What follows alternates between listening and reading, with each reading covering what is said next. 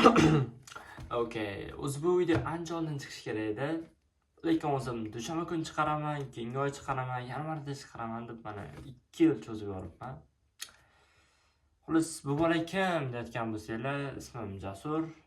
Bugun maktabni bitirdim. YouTube'da blog boshlamoqchiman. Ya'ni YouTube'da kanal ochib, bir nimalar qilmoqchiman. Maqsad nima desanglar, bu blogim orqali o'zim atrofimga fikrlashi, dunyoqarashi va qiziqishlari menga o'xshash bo'lgan odamlarni yig'ish. Lekin hali o'zimga nicha tanlaganim yo'q. Ya'ni nima haqida video qilishni bilmayman. Shuning uchun qanchadir muddatga o'zimga yoqqan mavzular haqida video qilmoqchiman.